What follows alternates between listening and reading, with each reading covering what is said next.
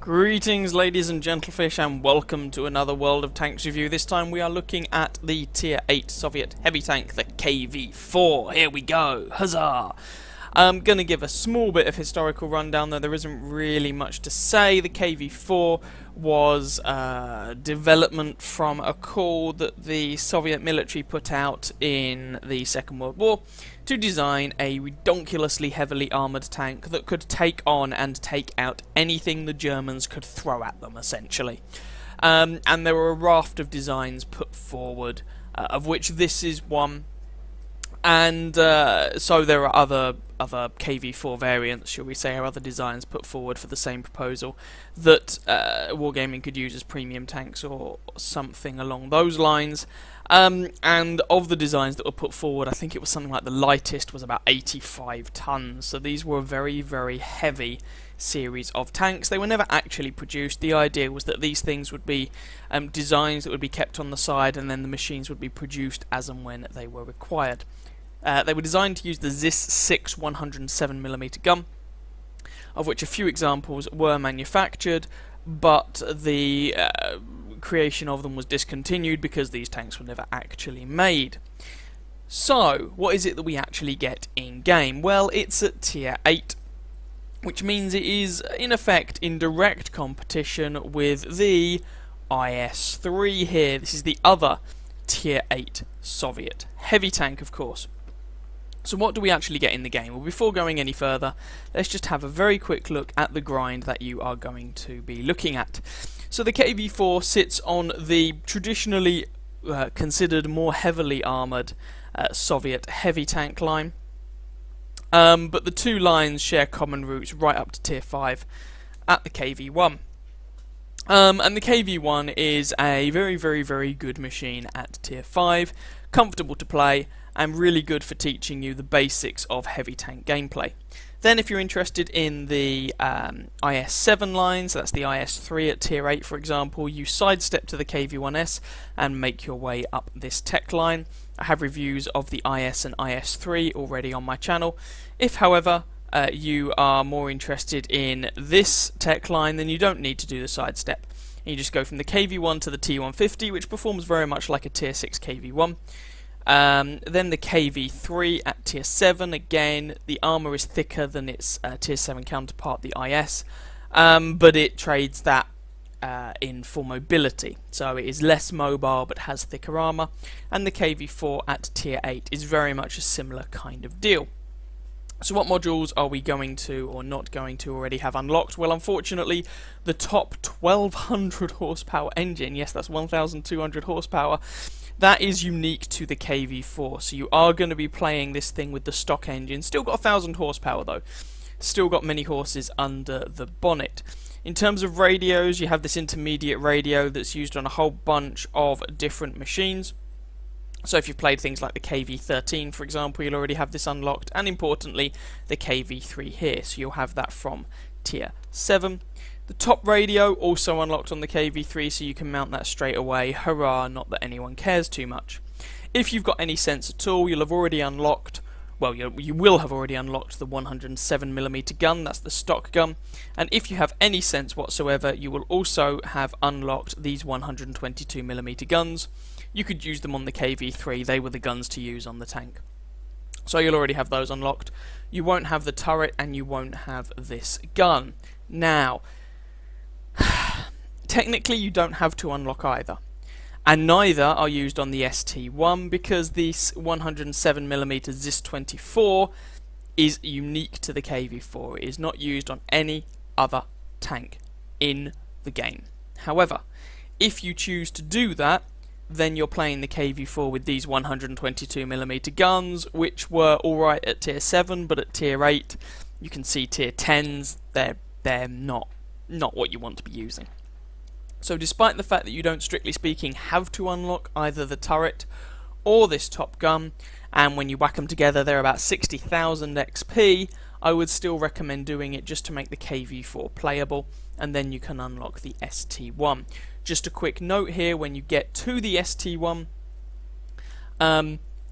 if you have not already played the IS-3 on the other Soviet heavy tank tech line, you will not have this 122mm BL9 gun unlocked, which means you will be playing the ST1 completely stock with the same 122mm D25T that you used on the KV-3. And you do not want to be doing that if you can possibly avoid it. So whilst this isn't strictly speaking relevant to the KV-4, which is the point of discussion for this video, I do recommend playing the IS-3 at least until you've unlocked the BL9 gun on it before you go to the ST1. Anyway, what is it that KV-4 actually gives you? We'll talk about the gun more in a little while, but just to say for now, you get 6 degrees of gun depression on this tank, which is okay. 18 degrees of gun elevation, which is absolutely fine. 1700 hit points, which for a tier 8 heavy tank is a lot. In fact, off the top of my head, in order to get more than that, you have to go to something like the KV-5 with 1780. So 1700 is a lot of health, and it means on average you can take, say, an extra shot compared to things like the IS-3 or comparable tanks. Armour, again, we'll look at this more in a bit more detail later on. On the hull, 180, 150, 90, and on the turret, 180, 150, 140, which sounds very, very good, and it is good. However, do bear in mind that armour is, in many places, flat as a pancake. So you're not going to get any funky angling going on like you do with the IS-3. What you get is what you get, and that can be a little bit of a problem sometimes. Mobility, this tank is never going to win any speed contests. I mentioned it has a 1200 horsepower engine, which is very respectable, but the tank weighs 107 tons. So your specific power is around about the 11 mark, which is not very impressive at all. Top speed of 30 kilometers an hour, which is it's not great. Reverse speed of 11, which is just not very good. 18.7 traverse speed, also not very good. This thing does not win any prizes for its mobility. Concealment, we're not even going to bother. Spotting, pretty much the same as all of the tier 8 Soviet heavy tanks. 350 meters view range sucks. You are not going to be spotting a great deal of much with this tank. Let's have a talk about the guns. So it was designed historically to use the 107mm ZIS-6. This is the same gun you could use on the T150, and it's the same gun used on the KV-5. You do not want to be using it on this tank if you can avoid it. 300 alpha is not very impressive at tier 8. 167 pen at tier 8 is god awful. So you have a couple of 122mm guns that you will have used a million times before. You grind through them as quickly as possible, and then you get the top gun, the ZIS-24 107mm gun. 5.83 rounds per minute rate of fire. 227 pen, 320 alpha, which is very much par for the course for a tier 8 heavy tank. It's in line with the 105mm guns on the Tiger 2, slightly better than on the T32. You know, comparable to the 110. They're all much of a muchness. 0.38 dispersion and a 2.9 second aim time. They're alright. Again, nothing to get too excited about. They're fine. If you're willing to load premium, the penetration jumps up to 289, which is fairly high for a tier 8 heavy tank. And the HE rounds, 420 alpha, 62 pen, again, they're fine. This gun gets the job done. It's not exciting, it doesn't set your world on fire, you don't get the big fat alpha damage that you do with the 122mm guns. You don't get the really good soft stats and the excellent accuracy you do with the Tiger 2's 105. You know, but it gets the job done. That's about the best thing you can say about it. It's fine. This thing is really about the armor. It's a big, slow, lumbering, heavy tank that is all about the armor.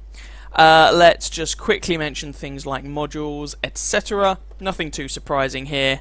Vertical stabilizers, gun rammer, and then I would say vents. You don't really need an enhanced gun laying drive. There's no point mounting optics or binocular telescopes because an extra 10% of crap is still crap. You don't need to fill your tanks with CO2. Toolbox, meh.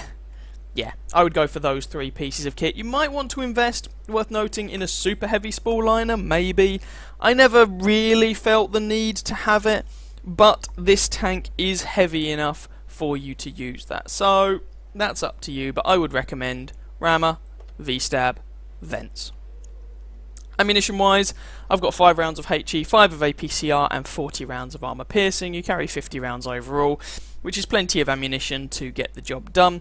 I never found the high explosive, well, I didn't usually find the high explosive that useful, but carried a few rounds for taking out Borsigs and the like, did occasionally come in handy. APCR, again, you've got basically 290 penetration with those rounds if you should want it, but I never found the need to dab the 2 key that much. So, yeah, I've got 5 rounds of those. I could probably count on one hand the number of rounds of that ammunition that I fired while I was playing this tank. Consumables, I've not got anything particularly special there. I do recommend a fire extinguisher. Soviet tanks have a habit of catching fire, especially if they're shot around about here. Fuel tanks, engines, just flammable things. Medkit, repair kit, nothing hugely surprising. You could go with large versions of any of those. For your crew, again, nothing hugely surprising. It's a heavy tank. Repairs, Sixth Sense, Brothers in Arms, Smooth Ride, Snapshot, all the good stuff. Nothing particularly out of the ordinary. And I think that's about all there is to say about the KV-4 at this stage, so let's go and have a look at module locations, armour and some gameplay. Right then, module location time. From the front, nothing hugely surprising. You've got a driver and a radio operator down here in the hull. Of course, in the turret you're going to have your standard gunner, loader, commander, etc. You also have an ammo rack in the rear section of the turret here. Again, that's not too uncommon to have in tanks in general. Rear of the turret is often where an ammo rack is stored, but worth knowing. If you were to get hit straight underneath the main body of the turret in the hull, fuel tanks. Remember when I mentioned earlier on that when Soviet tanks get hit in this region, generally speaking, they get set on fire? Yeah, fuel tanks.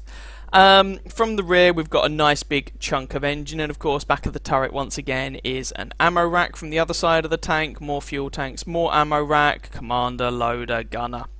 Standard, sorry, second loader, not gunner, but standard fare. Radio also situated towards the rear of the turret. And that's about it. You've got those fuel tanks in the side of the hull, engine at the rear, and those ammo racks in the rear of the turret. Right, firstly to note before we talk about the armour, that 6 degrees of gun depression is all around the tank, so it's not as if you get random spots where that is no longer the case. Rear of the hull is the 90 odd millimeters as advertised. Rear of the turret is a bit of a mixed bag. 140 on this orange section. This paler coloured section is actually only 120 millimeters, 150 here. I mean, the rear of the turret, the only people who are really going to struggle going through that are lower tier light tanks. From the side, you've got 150 on the hull, 150 on the turret. Lower section of the hull is only 130, but to compensate, a lot of this is of course covered by tracks, and this forward section of the sort of mini turret is thicker. It is 180 millimeters thick. From the front of the tank, the lower front plate is 160 millimeters thick, with some angling on to give you around about, depending on the range at which you're engaging, it gives you around about 170, 180 millimeters of effective armor. This mid plate here is around about 200 millimeters of effective armor. There's a sloped plate between the two that you just don't want to shoot at. These plates, of course, if you've got about 200 penetration, you could shoot straight through. If your target is angling, however, that becomes a lot harder. You're suddenly looking at 270 on the side, for example, here. Around about 220 on the lower front plate, around about 230 on the upper front plate. If we were to angle that even more, the side becomes 240, 230, 240. Optimally angled, you can squeeze about 230 effective millimeters everywhere from the hull at even its weakest point, which is pretty good, but not invulnerable. And that's the thing with the KV-4, you really do need to angle it to get much out of it, and then we get to the turret, which is a bit of a problem. 180 millimeters thick, but with very little in the way of angling, means it is basically 180 millimeters thick. Mini turret on top is not a weak point per se, it's just more flat 180mm armour, which means in practice anybody with, let's say 200-ish millimeters of penetration and upwards can go through this mini turret or your turret cheeks or this strip below the gun mantlet without too much difficulty. And of course, in order to shoot someone, you have to expose your turret. If you're going to side scrape, you end up exposing your turret. Hitting these side cheeks, you'll bounce off at a hilarious angle. I mean, that's not going to work, but the flat cheeks facing them, they can be penetrated with relative ease. To give you an idea of who is able to do that, the long 88mm gun that you find on the Tiger 1 has 203mm of penetration. That would do the job. You're basically looking at tier 7 heavy tanks and tank destroyers. Tier 8, almost everything is capable of going through those sections, and tier 9 and 10, giggle pen. So your turret is not actually that strong. If someone hits your gun mantlet, however, well, that can be a slightly different story. 366, 314, 302. There is, of course, a hole in it. I mean, there's pretty much always going to be a hole behind a gun mantlet. And then you go down to 180 odd millimeters of effective armor. But in general, if someone's shooting at you with 200 pen, which is pretty common around about tier 7 and 8, you should not be surprised if they penetrate the front of your turret. And that really is a bit of a problem, especially at closer ranges. And that really is a bit of an issue with the KV-4. Anyway, let's jump into some gameplay and show you how it pans out. Here we go then, top tier game, as per usual. We'll see how we can do. Let's just make the minimap a little bit larger. Or is that a bit too big? That'll probably do. So, this is an assault game. Here on the Siegfried line, we are on the attacking team. And so we're going to need to go over and punch the bad guys in the face and make them bow down to the inevitable, which is our supreme conquering of their faces. Top tier, so we've got myself, an FV201 and an LTTB as the 3 tier 8 machines on our team. On the enemy team, we're facing off against a WZ132, GW Tiger P and a KV-5, which is interesting. And snapshot on the move. One nice thing about this tank, in a way, is much like in common with many other slow tanks, because it's slow, the gun reticule doesn't actually bloom out all that much. End result, your accuracy on the move isn't too shabby. I do get hit by artillery, unfortunately, and despite having quite a lot of armour, I still take 405 damage from him. Should point out this is a 9.19 replay, so this is the reworked artillery, the reworked light tanks, the reworked matchmaker, all of that jazz, just in case it wasn't glaringly obvious. So, thus far we've taken quite a big hit from the GW Tiger P, but by the same token we did manage to put a shot into their WZ132, who is of course one of their top tier tanks. We are therefore going to try and go up into the town. Now I was actually talking about the fact that they've got a KV-5 on the enemy team. This puts us arguably at a slight advantage in that sense. Hello, Mr. Panther. Ooh, high roll. In that the KV-5, of course, is a heavy tank that gets preferential matchmaking, which means that it will not see tier 10 games, which is good. However, the trade-off is that in a straight one-on-one fight, I would expect a KV-4 to beat a KV-5 pretty much any day of the week. Hello, Mr. Skoda T25. I really wouldn't recommend just sitting there. And against tiny little pew-pew guns like him, our armour is more than up to task to do him some mischief. Unfortunately, our team is less up to task, and the scoreline is currently 1-4 already. 1-5. Trying to see if we can pick out a shot on that WZ132, but it's not really happening. Is the Hellcat, however, going to oblige us? Oh, hello. 305 into him. So you can see this gun, I mean, the rate of fire isn't spectacular. Their alpha damage isn't spectacular. The accuracy isn't spectacular. We were kind of lucky to hit that Hellcat there, but it gets the job done. So far, we haven't really faced any seriously stiff resistance, although the rest of our team appears to have done. Go figure.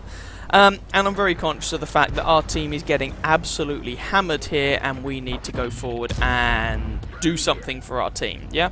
We are top tier tank, especially with the new matchmaker. There is a lot of onus on us to go and make some pain happen. Tiger P there, we managed to shoot him, do damage to him. He shoots us, but his shot just goes into our tracks. And we managed to put one through that giant great commander's hatch on that tank there. which is nice. Almost up to 2,000 damage now, by the way. Going for another shot. We take it as a snapshot, but no joy there. Now, in the position this Tiger P's in, it's slightly irritating because, well, it's actually quite tricky to physically hit his tank. And that shot was, well, a little lucky in that we managed to hit him because we only had a tiny bit of his turret to shoot at. The turret on the Tiger P is pretty trashy. And there, I might have been able to actually go through the side of his hull. He's not angling massively well. But, oh, speaking of which, there's the side of the hull. That didn't even hit. And here you can see the gun, the accuracy isn't sublime. Now, he's decided to hide, and I can't really blame him. He hasn't got a huge amount of health left. He manages to put a shot into me. Where did he actually penetrate me? And I managed to put one into him. There we go. Straight through the gun mantlet. So that's where the gun mantlet is 180mm thick, but there's a hole behind it. So that is the only armor you're looking at. He was actually firing APCR for those last 2 rounds, so his penetration jumped up from 203 to around about 230, 240 for that. Nonetheless, I mean, where he actually hit me, his regular AP rounds would have done the job. So, meh, who cares? Either way, that's the Tiger P dealt with, and we're up to 2.3k damage. So we're definitely doing our part, although it looks like we're going to have to do more than our part if our team has any chance of winning this match. Pushing forwards through the town. It's nice to have this town here. It means it shields us from the worst of the artillery fire, which is good because there are 3 artillery on the enemy team. One of the first matches I ever had in this tank. Hello, Mr. KV-4. How are you today? One of the first matches I ever had in this tank was stock, so I was using the 122mm guns in a tier 10 match with a total of 10 artillery in the match, 5 per side, on the Overlord map, so there was basically no cover. That game was about as fun as you can imagine it would be. Now this is an assault match, of course, maximum of 10 minutes. We've used up just over 5 minutes of that, and so I really need to get a wiggle on. KV-4 is still looking the wrong way. Second low roll against him. If I'd rolled average for those two, we still wouldn't have actually killed him. I accept that I'm going to take a hit there, most likely from the KV-4 in order to finish him off, and I accept that because, well, I don't have the time to faff around. If I faff around with him, there are going to be people coming up behind me, and that's just going to be bad. Really bad all round. There was only 3 of us left at this point, and we really are pushed for time here. So I'm trying to push forward and do as much damage as I can. There's the GW Panther. And there's the GW Tiger P. Got a VK3001P to my left-hand side, the friendly tank that is. And I'm pondering just dealing with this artillery because this is getting ridiculous. Put 1 shot into him and managed to pull back before he derps me in the face. But this guy is going for it, which is an interesting course of action given that he is so painfully slow, and we are able to kill him. Dicamax is over to our left-hand side, along with some other friend of his, a Panther. Alright, let's see what we can do about these guys. Let the game aim for a bit, and there we go, 1 into the Panther. I'm just going to try and farm as much damage on these fellas as we can. Yag Panther over to our right, put 1 into him. WZ132 is coming for us, and this is where the enemy team is just collapsing in on us, and there are enemies everywhere, and this is slightly problematic. Oh, there goes our engine and our track, and there goes our tank, unfortunately, and that is the match. So, let's go and have a look at the results for this one. Well, obviously that was a defeat. First class mastery though, Duelist, Fire for Effect, Bruiser, and the High Caliber medal, so not too bad. 4,022 damage done, which is quite a lot. And you can see that gun, you don't do spectacular amounts of damage quickly, but the damage does rack up, it does chip up. Actually, no, we didn't quite do more damage than the rest of our team combined, but we were pretty close. No one on the enemy team really had a spectacular game, they just all performed fairly consistently. And our team, well, a third of them did 0 damage, including 2 of our artilleries, which is always fun, isn't it? But there we go. 18 shots fired, 15 hits, 15 penetrations for that damage count, most of which was from pretty close range. 14 hits received, 6 penned, 8 didn't, 1,410 damage blocked by our armour. Bearing in mind that wasn't the full story, because the armour's quite thick, we didn't take as much damage from, for example, the KV-2 as another tank might have done. So the damage blocked by our armour doesn't tell the whole story, but even so.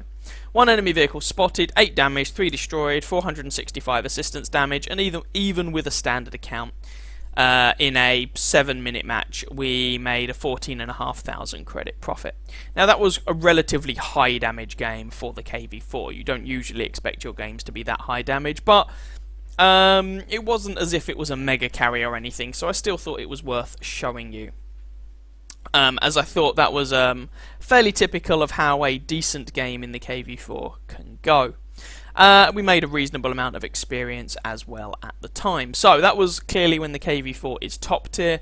As ever, we're going to have a match when we are not top of the feeding pool. Here we are then, as promised, tier 10 match here on Himmelsdorf. It's another map with a city to work in. The KV-4 does like cities, you can side scrape round corners, and the engagements tend to be a bit closer ranged, where the mediocre accuracy of the gun isn't too much of a hindrance.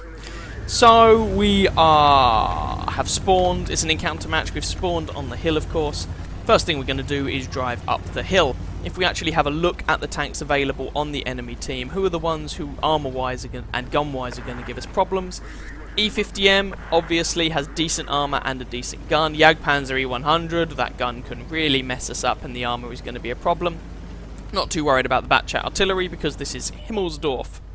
ST1, VKB, there's actually quite a few tanks we need to be concerned about. And it's no coincidence that both of the replays I'm showing you are from maps where we're going to be playing in cities. I mentioned the KV-4 like cities. The other thing, of course, about being in such an enclosed environment is you have less to worry about from artillery, which is nice from the KV-4's perspective.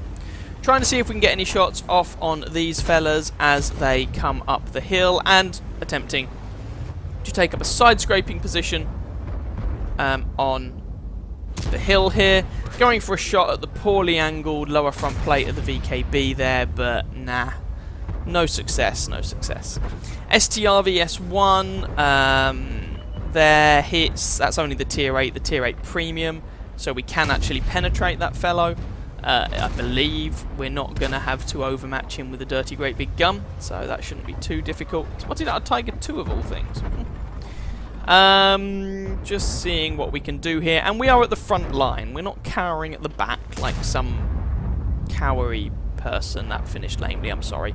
Again, going for a shot on the poorly angled lower front plate of that VKB, and at that angle it goes through without too much difficulty. That's not an APCR round, that's just good old-fashioned armor piercing. Going for the hatch on the T28 prototype, but no success there.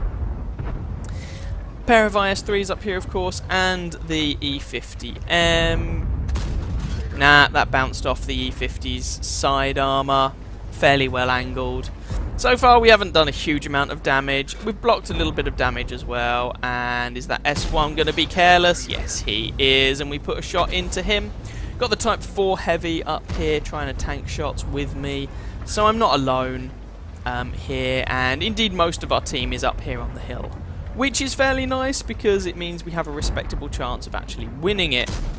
Managed to pick up the kill on the STRV there, which is a bit of a success because he does have a very dangerous gun despite being a tier 8. And roof of the IS-3 sorted, and Tiger 2 bounces off my turret presumably. There we go. He's going for a shot on the mini turret up there. In fact, there's a couple of people who've gone for shots on the mini turret.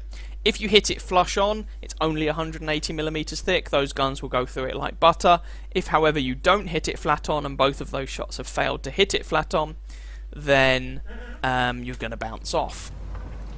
So there we go. That's fairly nice. Can we get another shot on that IS-3 to finish him off?